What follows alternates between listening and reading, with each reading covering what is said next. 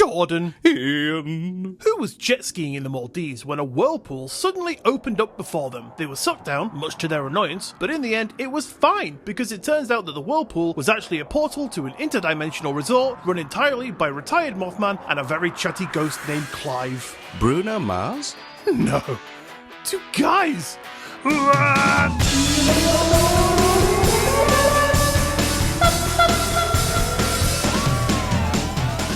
Hello, and welcome to episode 129 of Two Guys What's Up, the weekly comedy podcast where I'd love a breakaway. Give me a whirlpool any day. But one guy who loves the grind is this guy. It's Jordan. Jordan, how are you? I'm really tired. Oh, that makes two of us. Does that cancel each other out then? How do you feel? Because I still feel pretty shit. I don't know. I feel like I've got a whole lease of life. I'll tell you for why I'm tired. It's very short and sweet. Short and sweet, you've been playing with your penis again.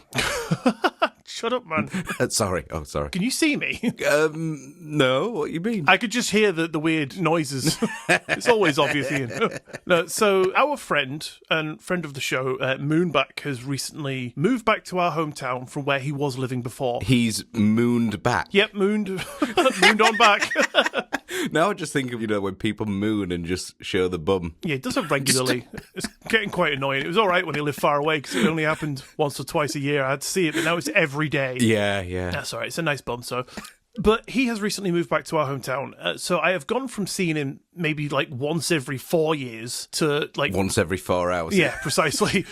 And last night I said, "Hey, Paul, me old pal, me old sausage, have you ever seen this film?" And I showed him a film called Seeking a Friend for the End of the World. Okay. Have you seen that? No, I can't say I have. Right, so it's a very good film. I won't spoil the ending. I'll tell you what, a slight spoiler maybe, so if you don't want to hear it, skip ahead 10 seconds. But he said he wants to see a film where the bad thing happens. It's not like in the end, it's all like, oh, and the world was saved by the prince or whatever. Oh, okay. It's like The Mist. Yes, precisely. So I showed him this film. I was like, yeah, well, I want to watch that. So I was like, well, come around tonight, lad. You live around the corner from me now, so you can do it anytime. So come on over. And this being last night? This was last night, yes. Right. So this, obviously, as any interaction with me does, turned into drinking. That's not like you. That's strange. So trying out some new habits. So you remember that New Year's resolution of not drinking so much? How's that doing? I do not recall making that New Year's resolution. I think you're making it up. I'll find the clip. Yeah, so he came over, watched a film, we had some drinks, and then it turned into us trying to figure out a riff because he's a guitarist. Right. And he was like, I've got this riff and I can't quite figure out the time signature. So I fucking whipped out my computer, recorded it into Logic, and we were trying to figure it out and stuff. And when he left around about 2:30, I thought, hey, I should probably do some editing because we have episodes imminent. So I did some editing, and that turned into about 3:15. Wow. And then, obviously, getting up at about 6:30, 7 with the children, that gave me about 3 to 3.5 hours sleep. Oh, shit. Thing is, though, that was self-inflicted. Oh, yeah, totally. I'm not disputing that. It's totally my fault, but that is the reason, you can't argue with that. No, definitely not. I mean, mine was a little bit less fun. For the first time in a while, my little dog Teddy wasn't too good. Oh, no. Yesterday, he had a bit of a kind of dodgy tummy. But I don't think it was in relation to his actual ongoing issues. I think it's just a bit of a bug that he's got because it's not really anything like what we were used to experiencing. Right. Yeah, he had us up a few times in the night and a bit of lack of sleep at this end too. A bit less fun. I know why, I think. Go on. Well, now that Moonback has moved back to our hometown. Now he's mooned back, yeah. And I'm seeing him more. That means that I'm not coming around to yours for the kissing anymore, so you're having to make do with dogs. Ah, and he's caught something from me. Yeah, your wife was in bed and you were just like, well, I'm going to have to snog whatever I can get my lips on. Teddy boy. Oh, God, I really hope no one believes that. Yes, Jordan is not a dog snogger. That was a joke. Dog snogger. Oh, that's terrible. So, yeah, that's my excuse today. Less exciting, but it's true. And can I just ask you, actually, while we're on here, of course, how long are you into the episode in question, which you've had for almost about a week? Currently 31 minutes. That's not bad. That's all right, isn't it? Yeah. My reasoning is, usually as we record on a Monday, and we'd normally start now, so technically I'm 31 minutes ahead of time. That is true. Good point. Negating the fact that we recorded it well ahead to be even more ahead, but that's okay. Yeah, but you know, we're not recording more episodes, are we? We're doing this one. We're doing this one. but we're not like, recording every day this week to get super ahead. No. So we're still going to be in the same place come next Monday on release day. Absolutely. Or it could be that you get it finished and then ready to bash this one out as well. Like, I'm trying my hardest, okay? I know, but it's just not good enough. We can't all pretend to be the Flash and just fucking turn up to 100% speed and get it done in 5 seconds. I don't know if anyone actually understands what that means. It's become a bit of a thing between Iain and I. When I edit an episode, I've just got into doing on Logic Pro using something called Vary Speed. And the idea is that you can either change both the pitch and the speed or just the speed. And so that means that I'll whack the playback of the episode as I edit to about plus 60% speed. So it's a bit over half as fast as it would be, meaning that, if it's an hour episode, I effectively get through it in about half an hour. And yet you choose not to. You've left this episode with me for over a week. Well, you say that. You see, I bashed out the last one and you were like, pal, because you put all that effort in it, leave it with me. Okay. No, leave it with me. I'm going to do it. I'm going to make up for it. And what are you about week and about half an hour in? So you've been holding on to that just so you can rub it in my face? Yeah. Right. No one tunes in to hear us arguing anymore. Sorry. We left that in the Quidco days. So, we're friends these days. Do you use that yet? Oh, yeah, totally, mate, yeah. Sometimes I'd 50% speed it and I just earn double the money back. Do you? Yeah. The thing is, you got it wrong and you just 50% it, you only get half the money. Love it. So, yes, anyway, Jinx. On to more friendlier things, more nicer interactions. What have you got coming up for us today? Well, today, Iain, I have for you something that I'm hoping will be kind of fun to listen to. Okay. Let me explain. I really enjoy learning about... Oh. What's that? I was just talking about your favourite pastime, my apologies. What does that mean? What, whacking? When you're playing guitar, Yeah. and you're just twiddling around, it's called fret whacking, minute. Oh, is that what I do? Yeah. Oh, I need to update my website to include that. So I haven't specifically listed that. Yeah, stick it on, yeah. Get it as a preference. Oh, shall I even put up a little video? Yeah, go for it, mate. Yeah, monetize that shit. Just a little demo for anyone that's maybe interested in fret wanking. By the way, fret is what Jordan calls his penis. When it's particularly excited, I call it fretboard. That's what you do when you're 8 hours in and you can't come. You're fretboard. Moving swiftly on. So, I really enjoy learning about different facts. I actually quite have a thing where every day I try and look for some new facts, just because I find it interesting. Yeah. And so I've got for you a little compilation of facts that I'm not sure everyone will know. Okay. And some of them I think are kind of hard to believe, or at the very least get your head round. Nice. I can't wait to hear those, because I find these sorts of facts very interesting as well. And it's not 2000 pyramid facts. Yeah, it's not episode 22. Don't worry, guys. So that is my idea for today. And what have you got for us? Well, Jordan, as you are aware, I have my theory about the reason for all the paranormal weirdness that goes on. Yeah. All of the UFOs, ghosts, cryptids, poltergeists, shadow people, etc. At least some of those accounts could possibly be explained as being one entity that masks itself as something else in order to gain something from us humans. Okay. So today I'm going to be giving you a little bit of a deeper dive into that big idea behind my thoughts so that you know it's not just my half-baked musings, but actually one of the leading theories in the paranormal world. Are you famous? No, I don't wish, actually. No, my parents love me, but that's about it. I mean, even they're on the fence. Oh, yeah, they are. Yeah, totally. Since my teenage years. It was before then. Yeah. Popped out. Oh, he's a cunt. Oh, God. Doctor's like, congratulations, it's an idiot.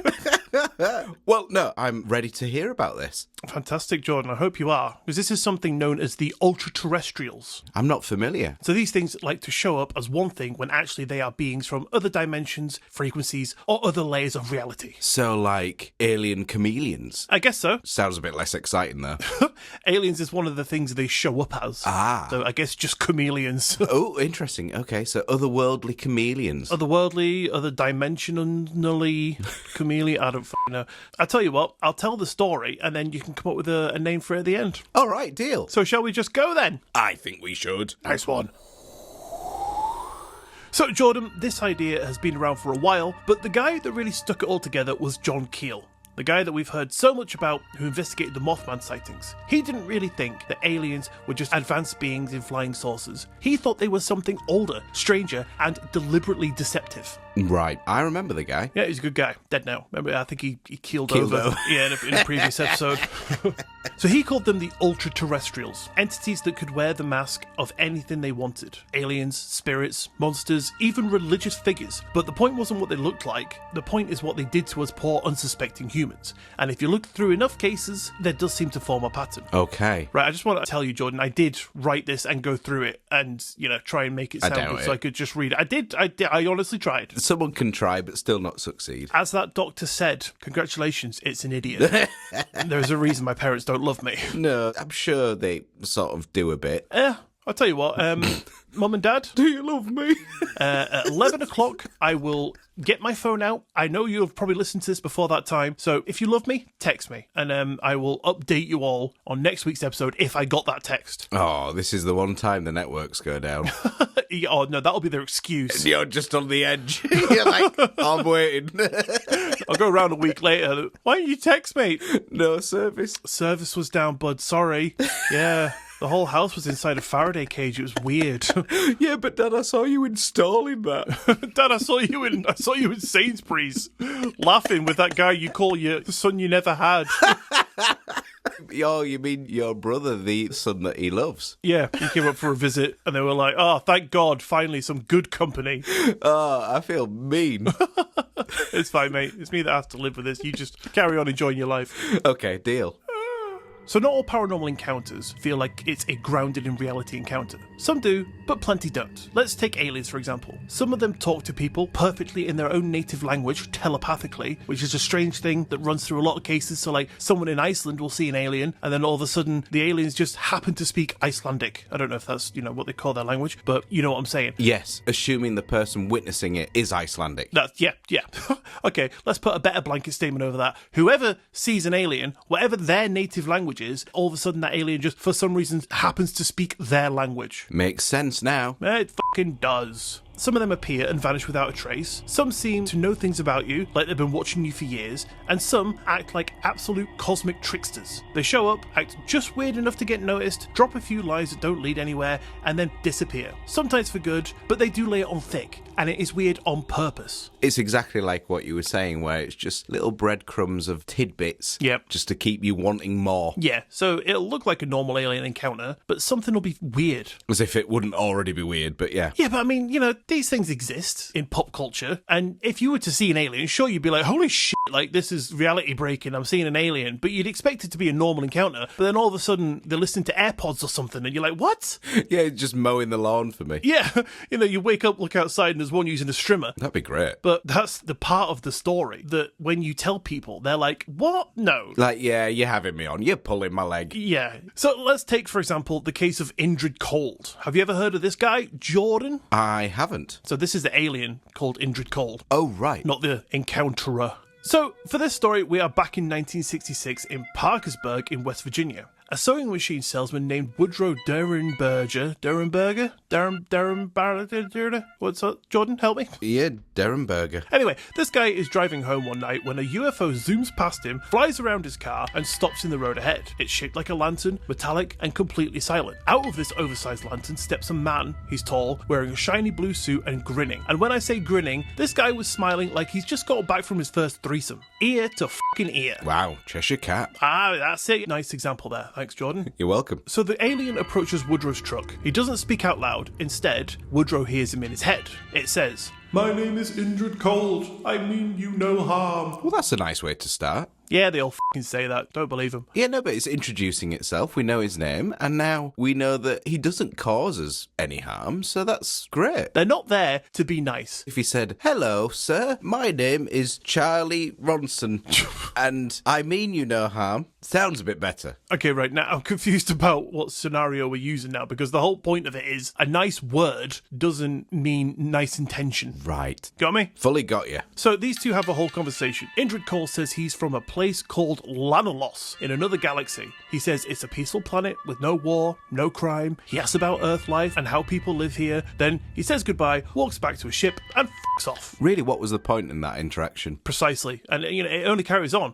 because afterwards Woodrow claims that Indrid Cold kept showing up. Sometimes physically, sometimes in dreams. He'd appear at his house. Sometimes he brought friends, probably those guys from the threesome.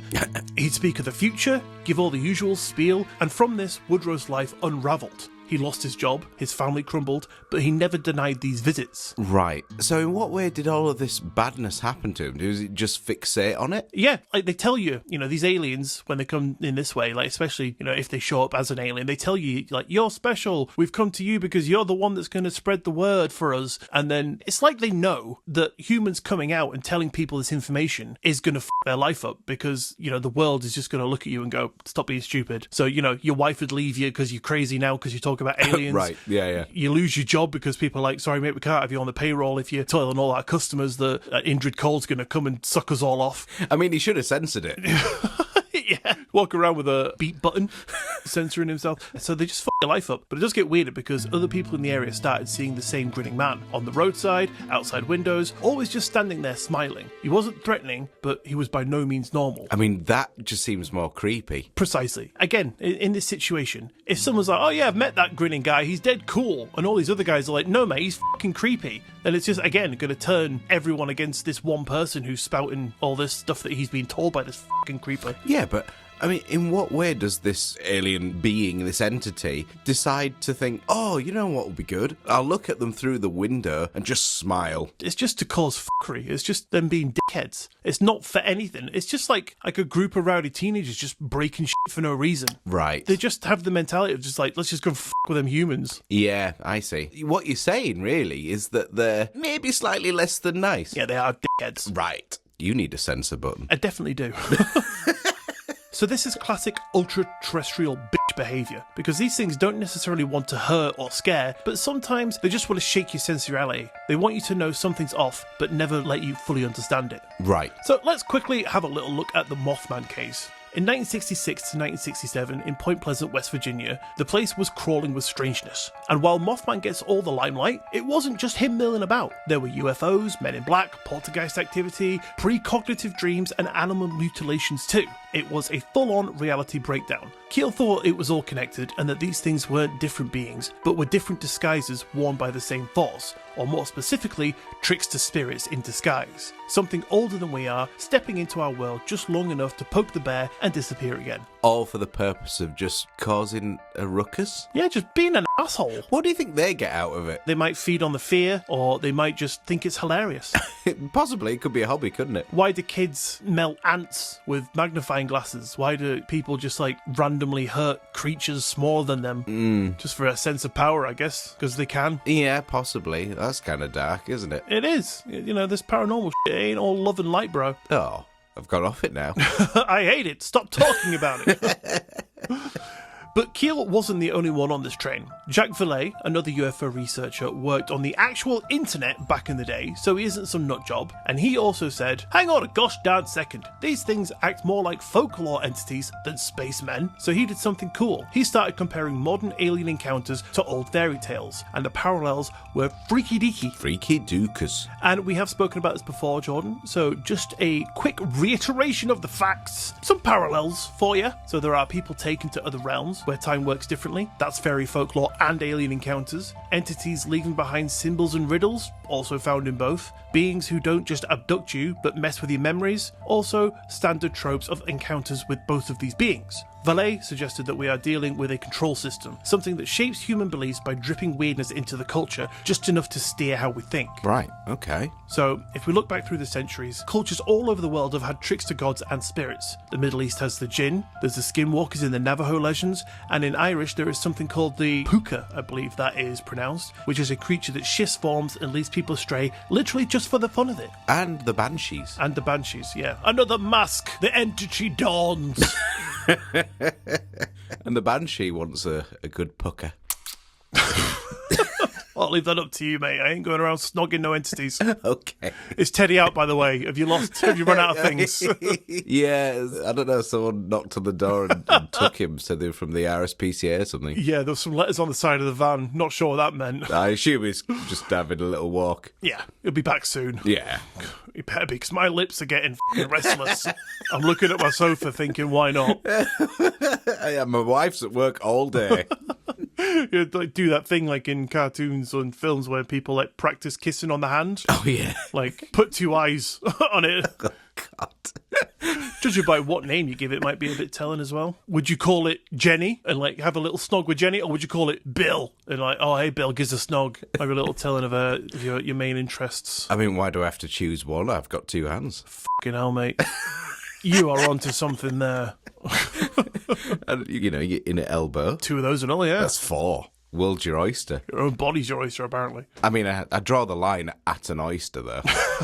Well, it's good to know you got some standards. Obviously. I'm not an idiot. Just a horny snogger. So the ultra-terrestrial theory just gives those ideas a modern spin, because the paranormal, it changes and evolves through time, and we just got to keep up.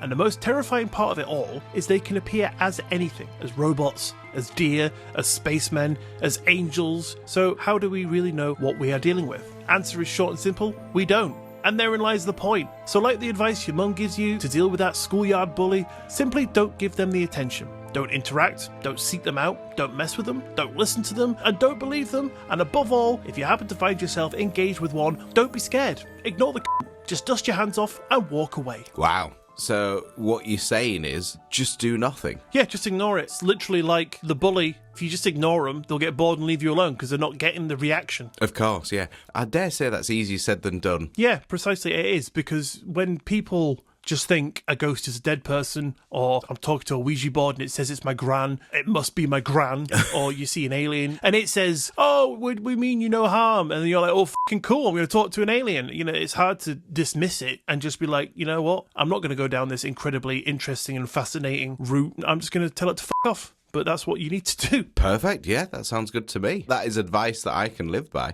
Precisely, yeah. Live by all of that. You can take that to the bank. Kind of, how much is it worth? Not much, mate. I try regularly, just in case the market's gone up. I go in and go, I've got some paranormal knowledge. They go, get out, Iain. Oh, see, what you're saying is all this is worthless. You know, monetarily, yes. But spiritually, in our hearts. Oh, yeah. Priceless. Fucking worth a $1 Nice. So, John, there you have it. Some ultra-terrestrial ball-baggery for you. Ultra-terrestrial ball-baggery. Okay, can we call them then ultra-terrestrial testicles? If you like. I mean, does that work better? I'll ask you on a different day. No, just, yeah. I think, you know, what I'm describing is their actions, and what you're describing is them physically. So, oh, okay. They are ultra-terrestrial testicles that cause ultra-terrestrial ball-baggery. Very good. It rolls off the tongue. It really doesn't. Depends if you have your tongue sticking out at that point. Yeah, we have spoke about this far too long. I think it is time for me to shut up and listen to some interesting facts and expand my brain. Okay. So that hopefully next week I'll be able to read. I mean, you probably don't want to expand your brain too much because you will get more of a headache. Oh, no, I have no headache, mate. I'm all good. I'm all good over here. I mean, you know, give me some facts. I can take a little bit of a headache. Okay. Well, thank you, Iain, for that. I do appreciate that. I'd never heard of the ultra-alien thing. Terrestrial. That's the one. Testicles. Little gits in our society.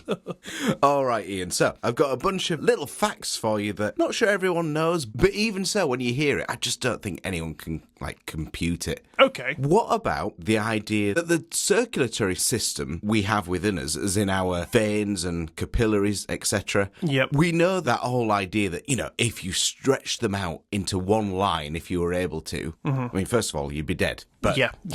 aside from that, it's long. But did you know it was 60,000 miles long? No way. That's huge. That is a very long distance of fucking veins and shit. Can you imagine? That would be a very different Wizard of Oz, wouldn't it? Oh, God. Follow the veiny brick road. That sounds like some Saw sequel. It does. That's horrible. I guess that's a rough average because, I mean, someone like yourself who's quite a tall bugger, that might be 70,000. Yeah, possibly, yeah. I never even thought of that, you know. It would vary with height. I mean, it's obvious now I think about it. I mean, yeah, I guess it would. I mean, I don't think we would all have the same amount, but, someone who's height challenged be all doubled up. Yeah. I'm assuming that's not the case. I couldn't tell you, mate. Not only am I not a scientist, I'm also not really fully awake. Deal. All right, nice. So, how about that the sun contains 99% of the solar system's mass? You know what? I can't fathom the size of space things. Exactly. Yeah, it's weird, isn't it? It's like we just fed the information, but we can't really take it in. Yeah, it's like someone speaking a foreign language and we're just going, oh, cool. But have you ever seen one of those videos where it's like, oh, scale of the universe, it starts with our sun and then it puts like the next closest star to it. Oh, yeah. But by the time you're like 5 stars in, our sun is like a pixel. Yeah, and it's like I can't grasp that because I can't, like, I would need the other one. Obviously, I'd need like a fucking quinbillion-inch TV, but I'd need to see the size of ours compared. Yeah, not just zoomed out. What you need to do is you need to see it in real life. Yeah. Anyway, Elon, what's his face? Bezos, give us a lift up to space, will you? Yeah. I mean, apparently anyone can become astronauts now, like Katy Perry. First podcast in space. There you go. Oh, that would be interesting. Someone tag Jeff Bezos. Send this to him. I want to get this to Jeffy boy. Let's get 2 guys into space and have the first podcast performed in low Earth orbit. That freaks me out. Oh, mate. I don't think I could do it. Can you imagine that? Jordan! I'd be passed out from the G-force anyway. I'm not fit to be an astronaut. Oh, that'd be hilarious. I'm barely fit to be on the Earth. I would love to see that. I mean, depends what you're paying. Absolutely nothing, but no deal. I'm trying to get us sponsored here. Depends what the sponsors pay. Oh, right, here's the angle. Oh, God. Jeff, we will put you as the celebrity in the intro question if you send us to space in order to record even just 5 minutes of the podcast. I mean, that's probably about as much as I'd last conscious. That's fine. I hope you've got a long segment. Yeah, I'll just speak over your corpse. It's fine. Yeah, that's all right then. In fact, there's no point bringing a mic for me. I won't really be using it. Scream into mine. Oh, yeah. Someone get this to Jeffy boy. Get it over. Oh, right, yeah, deal. I might email him. Does he have like a personal email? I dare say he does. I mean like a public personal. Oh, probably not. I'll just send him the bit with him in it. Just the plea. Okay, yeah. Let me know how that goes. I will do. I'll keep you all updated. We'll cross that bridge. We'll fly straight over the top of that bridge, mate, on our way to space. I hope not. How about that mammoths were alive when the Great Pyramid was being built? Did you just mention the pyramids? I did. Uh-oh. Episode 22 alert. Yeah, no, but it's not all about pyramids. Yeah, well, neither was that episode supposed to be, but somehow that happened. But just think for a moment, you think woolly mammoths and all that stuff that are almost fictional because they're so far in the past. Yeah. And the things that are still standing now, the Great Pyramid, that was being built when they were around. Brings a whole new meaning to if these walls could talk, doesn't it? They'd be like, mammoths, fucking scary, let us die. Well, okay, similar vein, not necessarily going to be all about pyramids here, but... Oh, God, here comes another pyramid fact. No, this is just to kind of make you question your perception of time. You've probably heard this, but Cleopatra lived closer in time to the moon landing than she did to the construction of the Great Pyramids. We spoke about that before, because I said the one I've heard is she lived closer to the iPhone. There you go. Yeah, that works too. Crazy. That is kind of weird. Time for me is like a different version of the space perception, though, because I can't fathom that far back. Oh, yeah. We cannot really put it into perspective, can we? Because our puny brains can't compute that. Yeah, my puny brain can't do a lot of things. That is far out of the realms of possibility. Yeah. That's far out of my reach. Similar thing, right? So speaking of Cleopatra, the first pyramids were ancient even to her. That's how old they were. What would ancient be back then? Like 10 years? Life expectancy's 40 or something. That's true. It's like many generations back. Yeah, like these pyramids have been here for 60 years, Whoa! A little bit of a kind of perspective for you here. I'm not sure how you pronounce this, but the Pyramid of Djoser was 2,400 years old when Cleopatra was born. Wow. So, for perspective, that's like something from the year 400 BCE being ancient today. Yeah. Like, that's how old those things were to Cleopatra, and we think, oh, it was kind of made around that time. But it wasn't. Ancient Egypt was ancient to the Egyptians back then. What did people do back then? Like, apart from build pyramids, apparently. I mean, maybe they were Egyptian archaeologists, I don't know. Digging up pyramids that are just buried under their sands. But I mean, there's enough time that's passed. God. Wouldn't surprise me. Do you know what's something that's always boggled my mind? I've been thinking about this since I was a kid, so maybe I'll get an answer from you, because I've never actually brought it up. Top cashback. No. So, you know, like the thought that if enough time passes, every possibility of something will happen. Yeah. Yeah. I don't know if that's more theoretical, you know, but it's like given enough time, every possibility of everything will happen because, you know, everything's happening all the time. Yeah. So does that mean that there is the possibility of absolutely nothing? But how could both exist? Like, what if that just happens in the middle of time? Right. That's an interesting one. The universe just blinks out of existence for 5 seconds. I mean, I dare say that it started off that way, didn't it? Yeah, but then, oh God, right, we're getting far too deep now. But, you know, technically that wouldn't be anything. That wouldn't be time. I mean, where do you draw the line? Where does it start? I draw the line right now. Let's stop this. Well, similar thought, isn't it? I'm probably going to paraphrase this, but it's the idea that if you had an infinite amount of apes on typewriters, they will write the entire works of Shakespeare. Yeah. You know, there'll be some timeline where that has happened because of the amount of randomness. Yes, yeah. It will just happen. Have you ever seen, I think it might be called the Akashic Records? Not familiar. So it's a website, and I can't for the life of me find it. I will find it for the show notes if I can. But anyway, it's online, and it is infinite amounts of just jumbled up letters in every possibility. Right. And within these letters, all jumbled up, there is everything written that can, ever will, and ever has happened. Wow, okay. So, I mean, does that mean that I never have to really write a book? I just need to get the correct bit and copy it? Precisely, yeah, it will be in there, right? And that is the terrifying thing about it. So, like, written in this book, or, you know, on this webpage, is how you will die, Jordan. There is your entire life story written in this book, and it is there. It's not just generated as you search it, but you can search for anything, and it will take you to the paragraph, the page, the book that it is written in. It's not a physical thing, obviously, it's an internet thing. Of course. But it is based on the sort of idea of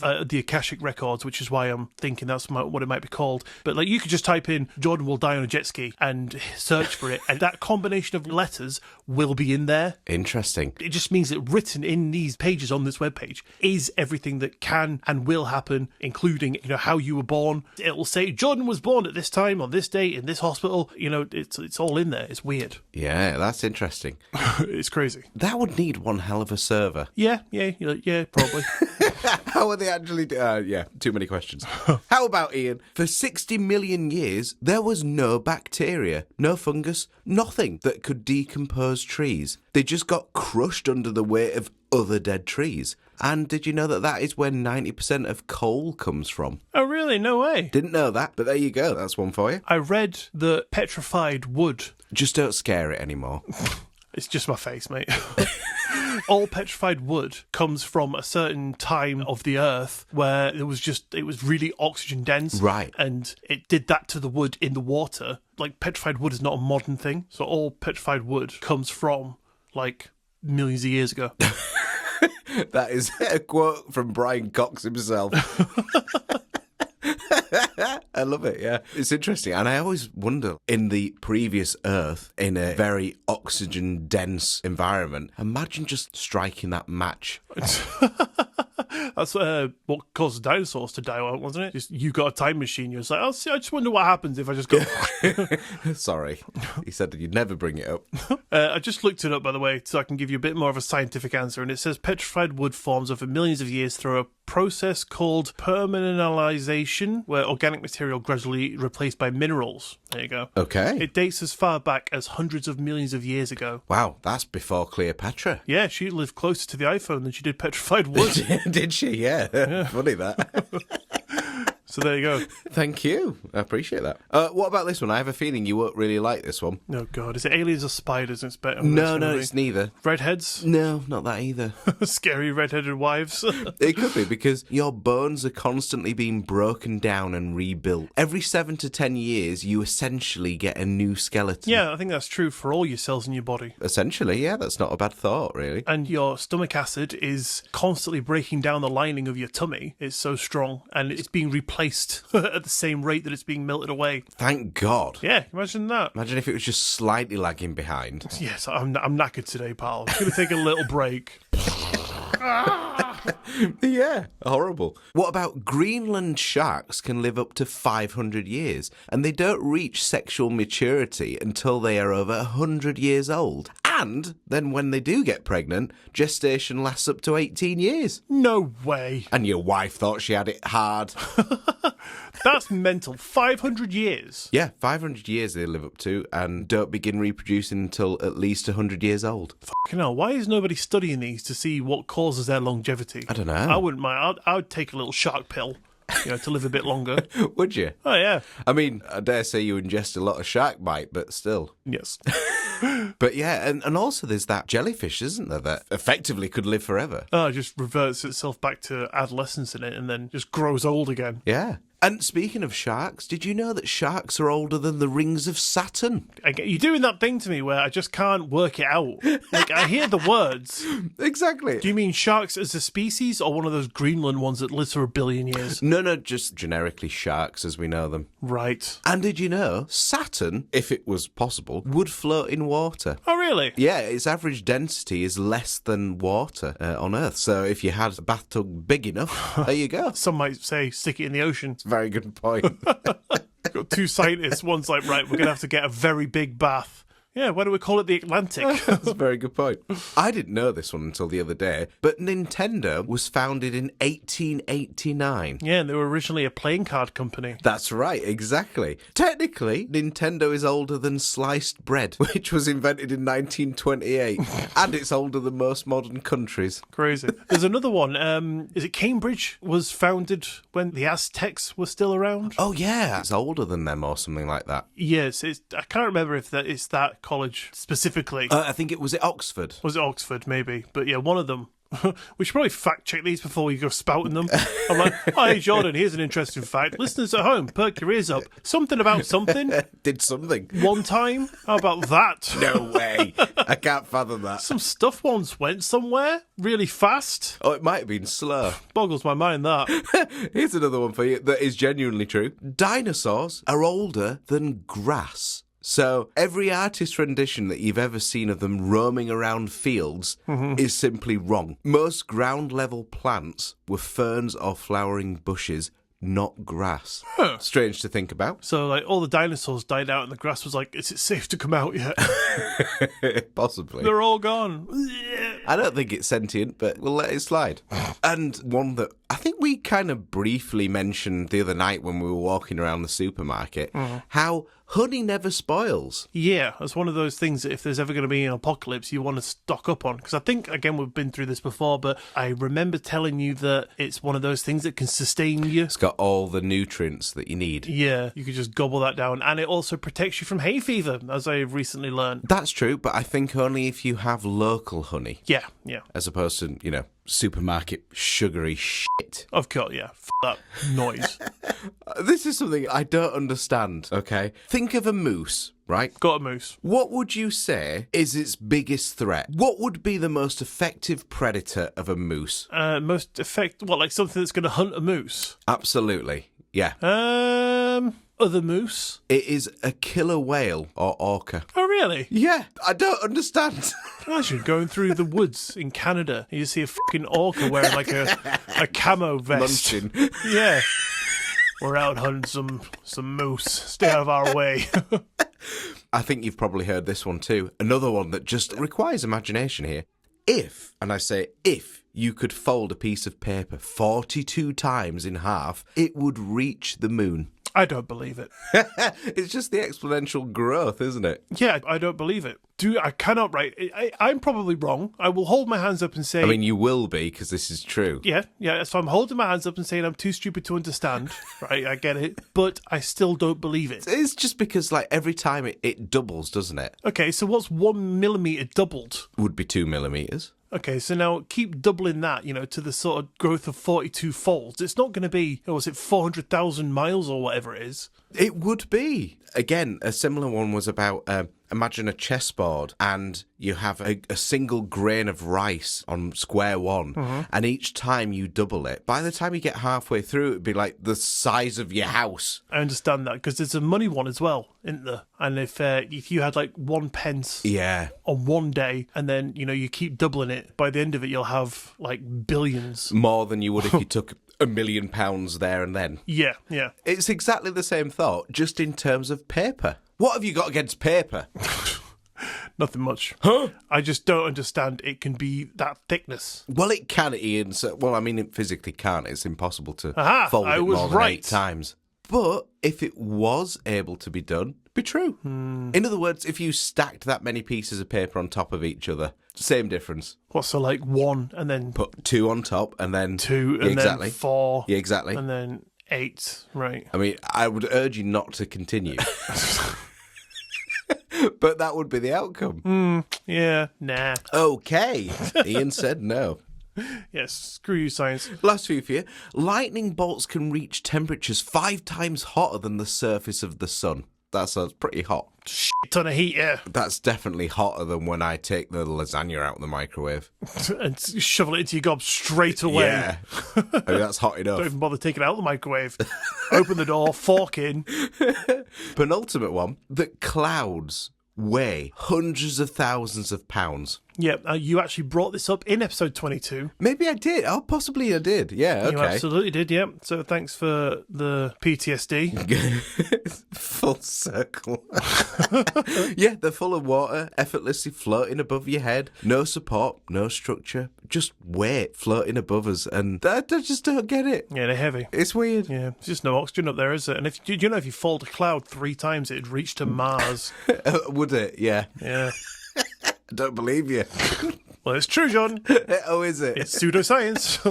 And finally, the craziest one of them all is a man named Michel Lotito, who is known for eating. He ate an entire plane. Oh, no way. Yeah, it took him about 2 years to do it, but he literally ingested an entire plane. That's insane. Why would you do that? I don't know, but that is true. He's done it. I mean, his stomach acid works great. Yeah, fucking yeah. Can you imagine, though? Like, he does really well. And then at the very end, he just chokes on the little bolt.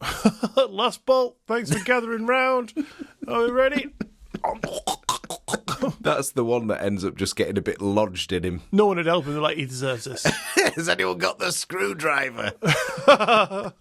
Be horrible. Imagine if, like, where his toilet drain empties out, he comes across it one day and it's just a full plane. It's like, as he's pooping it out, it just happens to be moulding back into the plane again. Oh, you've just given me a horrible thought. He would have had to have eaten the toilet. Wasn't it a little passenger plane? It's like there's no toilet on board. Oh, that makes more sense. I mean, I was thinking more like Boeing 737. Do you, like, chug it all down with the fuel? That's a very good point. At what point do you consider it a complete plane? Was it passengers as well? Passengers. He was a hungry boy. Come on, Mildred. No carry on. I'm just coming on this plane. I won the prize. First class ticket, dear. First class. Down in one. Did he eat the ticket too? I guess so. If it was on a person, you'd have to, wouldn't you? You would. Nice. There you have it. Little known true facts for you. Lovely. Thank you very much, John. Always a pleasure to hear some new facts.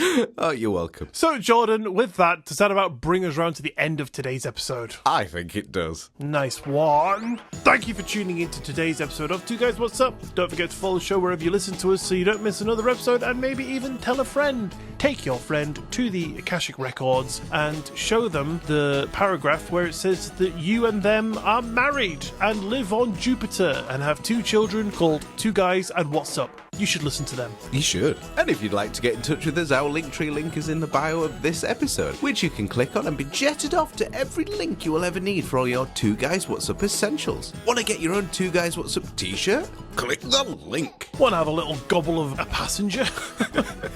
Click the link. Want to come up to outer space with us to record? Click the link.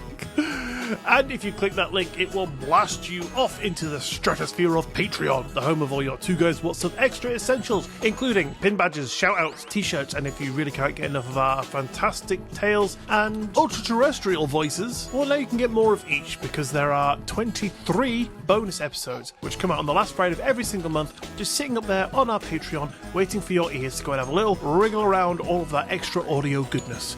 And all of that is available right now, starting with those bonus episodes, for just £3 a month. And so if you want to help support the show and get some cool stuff while you do so, head over to patreon.com/Two Guys What's Up to check out all the goodies over there. The link will be down below for your clicking pleasure.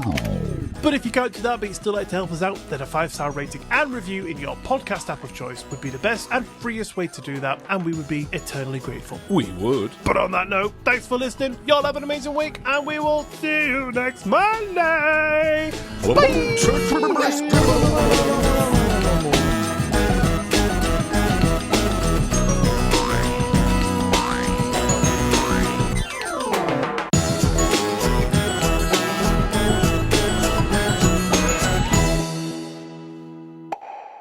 And with that, I'm dead. My eyes are closing. I've just had a text from Paul. Hey, what are we drinking again? He wants to know if we want to go for a walk. I've had my wife asking me to get on top of the washing today. I've got Paul asking me to go out for a walk. My bed's just looking at me going, huh? Want to get in me? And you've got an episode waiting to be edited. Yeah, I've got an episode waiting to be edited. I've got work tonight. Got the kids will be home soon. And I was going to send you a song to drum to as well, but I probably better not, because I think your cup's overflowing. Pile on the pressure, pal. It's a 30-track album. Yep, I'll be happy to bash that out right now. Each song is about 11 and a half minutes. Tell you what, just use the Logic Pro drummer thing. Okay. I'll do that anyway. Yeah, I know.